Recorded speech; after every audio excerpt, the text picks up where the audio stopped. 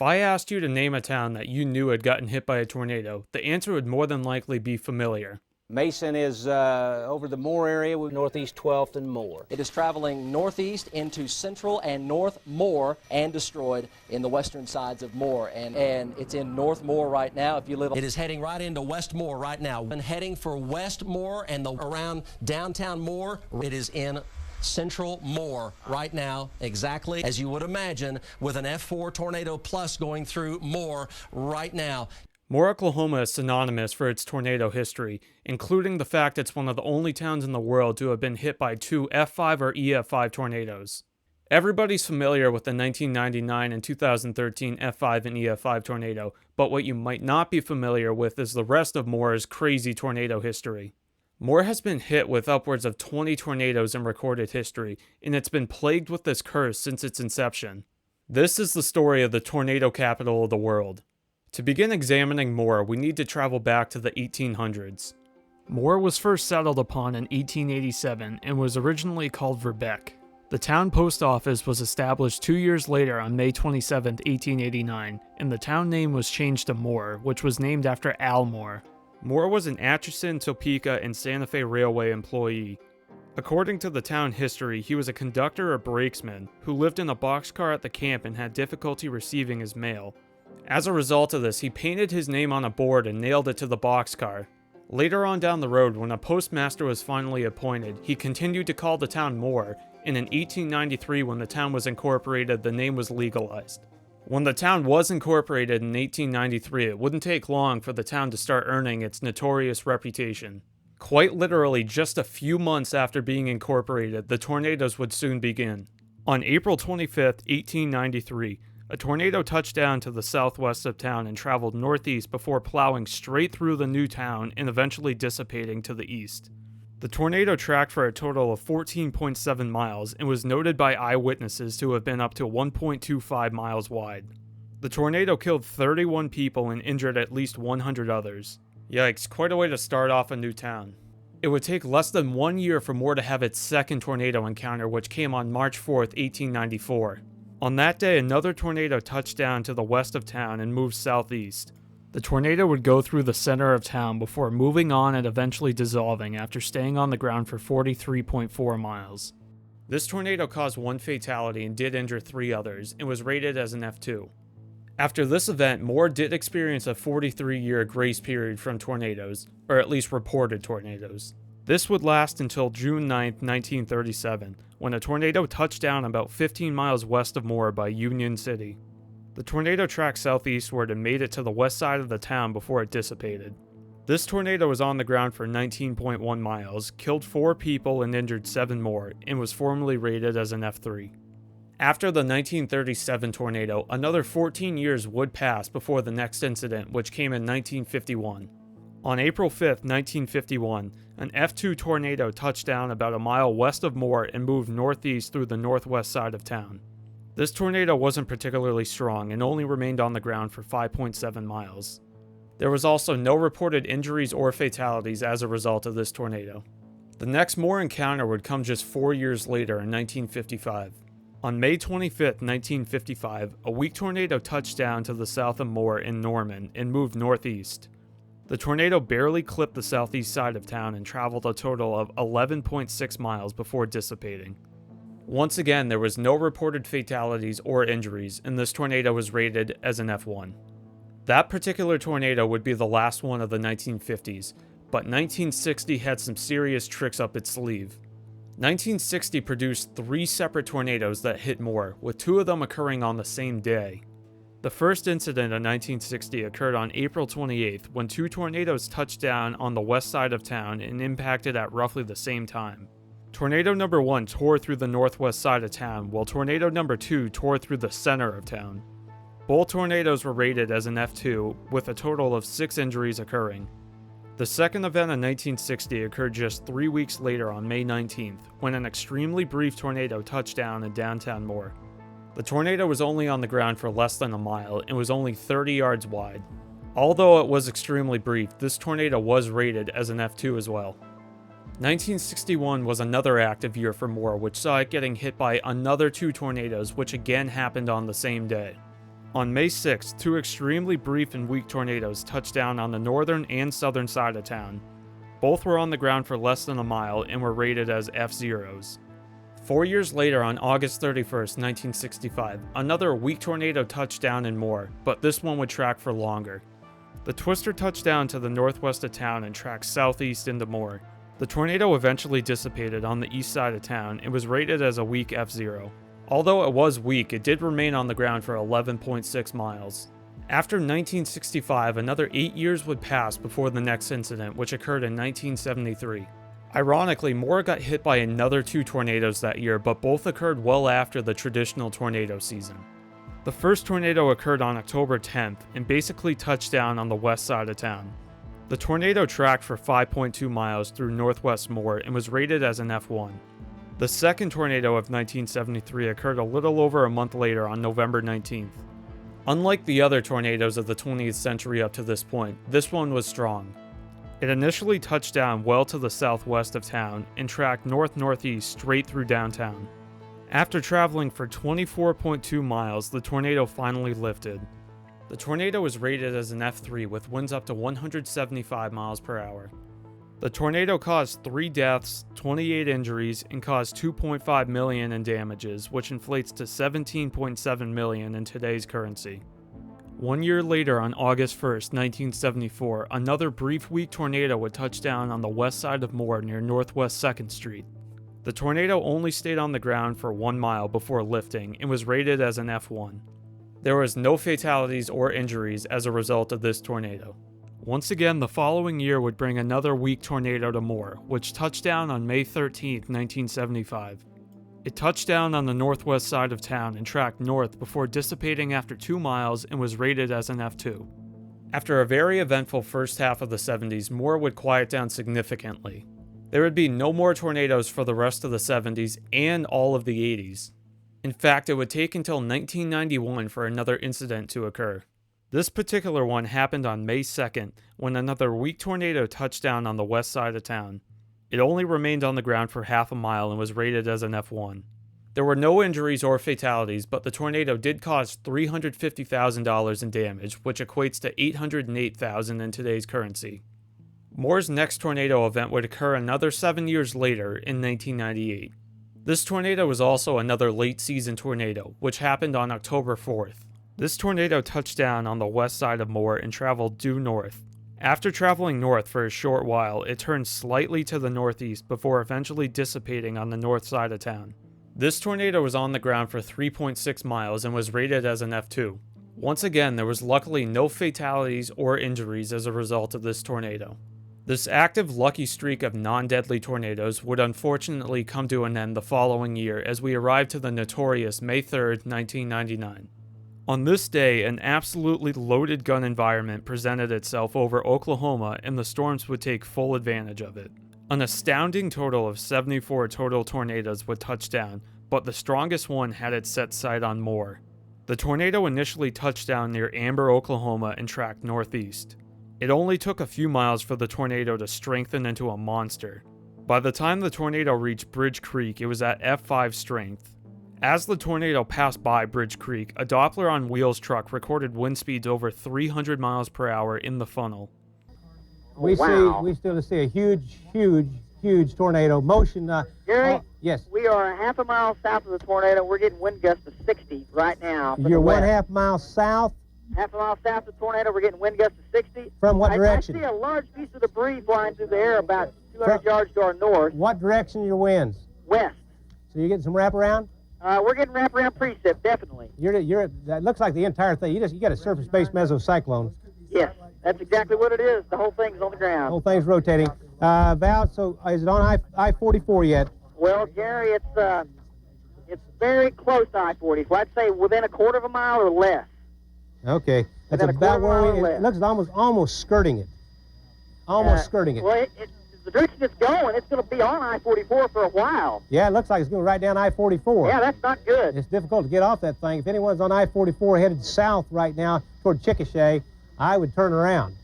The tornado would weaken slightly afterwards, but fully re-intensified to F5 strength by the time it approached Moore. It entered the northwest side of town and produced catastrophic damage. Mike, there you can see it on the ground. That's a Very horrific dangerous sight. situation. Our worst fears really are realized. A Yes. major tornado on the ground in a major metropolitan area. Dangerous situation, not since June 13th You can hear that we it. see. You can hear it from often South hear. 89th Street. You Let's can be hear it. well, let's be quiet for just a second. We'll see if we can hear that shot. You can hear the roar. You can hear the tornado from 89th Street. You can hear the roar. Again, those listening on radio, you are going to be occasionally experiencing some power outages because these storms are moving into the metro area. We're going to have Let's stay with occasionally that some shot. Look at the interruption of debris. powers. Look at all the debris. Look at all the debris in the air. Folks, please, we plead with you. You absolutely have got to get down. Get to the lowest level you possibly can. We plead with you, do not take the extra minute or two. We plead with you to get below ground, get in the interior closet or bathroom, get in the bathtub. We plead with you. There it is, crossing Interstate 35. There is a tremendous amount of debris in the air. We pray and plead with you, please get down now. If you're I-35, get out of your car. If you're east of I-35 over to Tinker Air Force Base, please, we plead with you, go to your safe spot now, take your radio, forget the live pictures, go get safe. Oh my gosh. 89, South 89.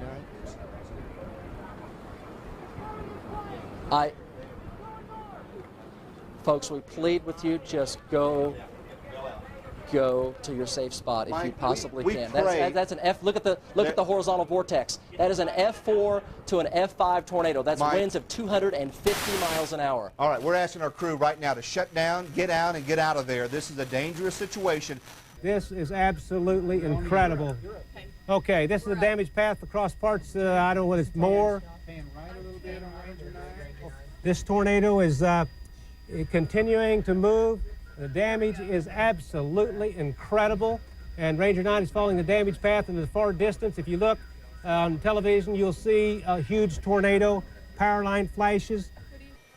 You name it, because they need it, and they need our help right now. Midwest City, Moore, and Newcastle all need the rest of the Metro's help. So if you're in a position to help these folks in any way, we invite you to do so. That gives you an idea of the mass Mike, destruction in South Oklahoma City. Go ahead. This is, I don't know what to say. I mean, it's devastation. I mean, we're tracking northbound, northeastbound, following this neighborhood.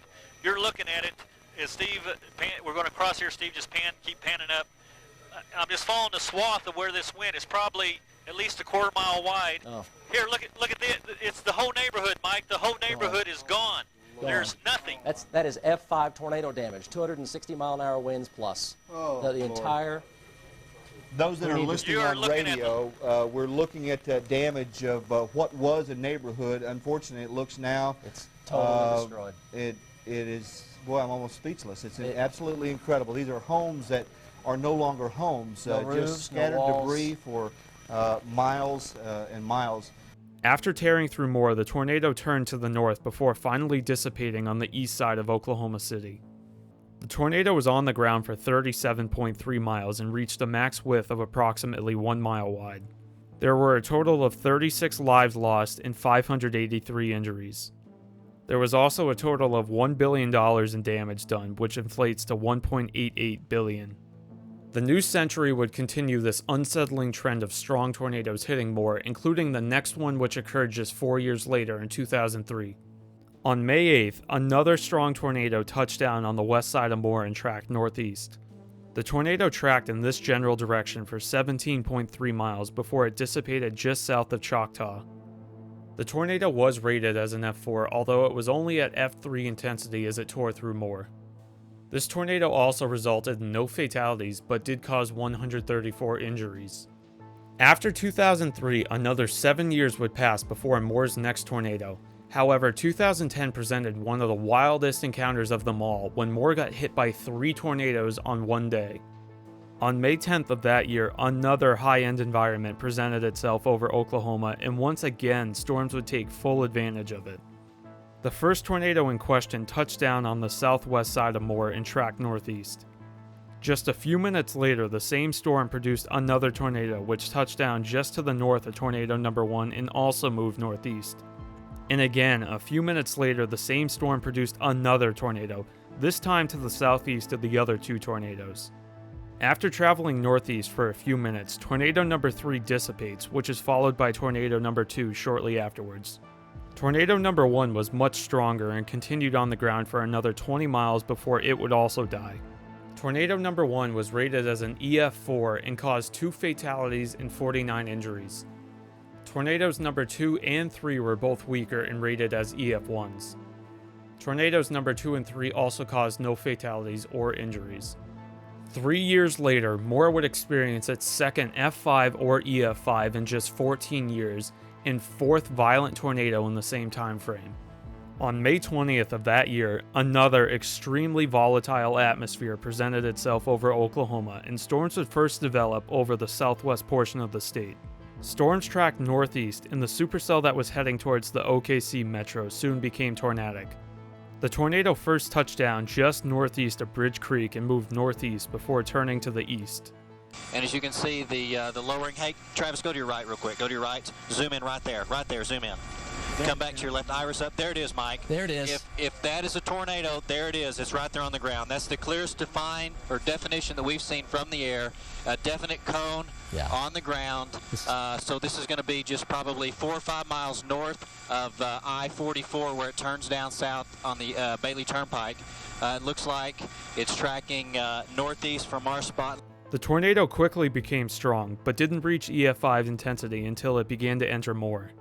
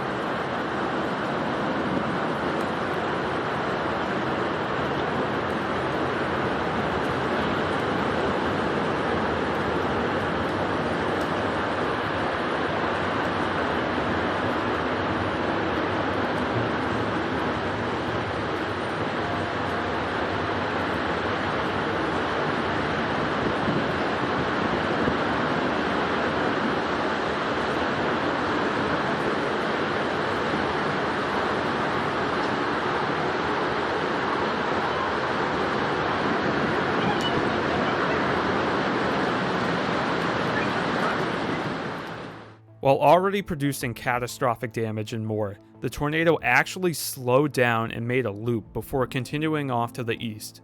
The tornado continued meandering through downtown Moore before eventually dissipating just east of town. So you can actually see the shape of the tornado now, because the only thing that it's got to rip up right now is trees. We're not getting all the construction debris that we had earlier that actually appears to give it a wider base than it is. But it's continuing to rip. It's kind of got a big, like a trunk down, and then it kind of has a little V-funnel right there, tracking straight for 149th Street in the southwest side of Draper Lake, right towards the water treatment plant at this time. And it's really fizzling out. As we're seeing, I'm going to do another turn here. I'm getting kind of far away, but it looks like it's roping out a little bit, and this is over like 149th Street and maybe just the east side of Air Depot Road. There it is. It's gone, Mike. The tornado was on the ground for 13.8 miles in 40 minutes. The tornado grew to a max width of over a mile wide and was directly responsible for 24 fatalities and 212 injuries. 2 years later, on March 25, 2015, Moore had its most recent tornado, which touched down just west of town. The tornado initially moved due east before it turned southeast while entering the town. The tornado continued moving through town before it eventually lifted to the southeast of Moore. This tornado was on the ground for 11.2 miles and was rated as an EF2. Luckily, it didn't cause any fatalities, but did cause 7 injuries. As of the making of this video in 2024, this is the most recent tornado to have hit Moore, which brings the grand total to 24 since records began in 1889. If laying out the historical data wasn't convincing enough that Moore was a tornado magnet, the Oklahoma Climatological Survey did an actual study on this matter. They found that on average in Oklahoma, you can expect a town to get hit by a tornado once every 1,000 years or so. When it comes to strong tornadoes, it's once every several thousand years. However, when you do the math of how many tornadoes Moore has been hit by since records began in the 1880s, it's much, much more than that number. When you crunch the numbers, you find that in Moore, Oklahoma, you can expect to get hit by a tornado once every 5.6 years or so. You can also expect to get hit by a strong tornado once every 27 years or so. Now that we've discussed Moore's incredible activity and bad luck with tornadoes, the question of why needs to be asked. The simple answer to the question is that Moore sits directly in the middle of Tornado Alley, but the whole answer is a little bit more complicated than that. In order to get thunderstorms and tornadoes, you need a lot of things to come together, but two of the absolute necessities are warm, moist air and cool, dry air. The two sources of these elements in the United States are the Gulf of Mexico and the Rocky Mountains. And when you look at a map of the United States, you notice that Moore, Oklahoma is about equally as far away from both of these locations, which partially explains why Oklahoma in general is such a hotspot for tornadoes. However, this doesn't necessarily explain why Moore's relatively small area of 22.2 square miles is so active. At this point though, the answer isn't quite as clear, and in fact scientists have also been trying to figure out why Moore is so tornado prone. One possible explanation though came from legendary tornado expert Greg Forbes. Forbes said that part of the answer may lie in what's known as the dry line, a boundary which separates moist and dry air masses and is an important factor in severe weather in the Midwest. The dry line typically lies north to south across the central and southern high plains during the spring and summer, where it separates moist Gulf air from the dry desert southwest air. Forbes said that when these two airflows collide to the west of Oklahoma City, tornadoes and thunderstorms kick up, and the storms grow in intensity as they move east. Forbes also noticed that there was a slight rise in elevation as storms moved east into the OKC metro, which he believes might be just enough extra lift to coax tornadoes down to the ground right as they reach Moore. Forbes did state, however, though, that this was just his personal theory, and nobody knows for certain why Moore is such an active tornado hotspot. Either way, whether there's an actual undiscovered reason or it's just plain bad luck, there's no doubting that Moore has been absolutely hammered by tornadoes. We're now going on 9 years since Moore's last tornado, and it's going to be interesting to see if we're entering a new phase, or if we're simply just in another lull that's waiting to be broken. That's going to wrap it up for this video. I hope you guys learned something, and thank you so much for watching.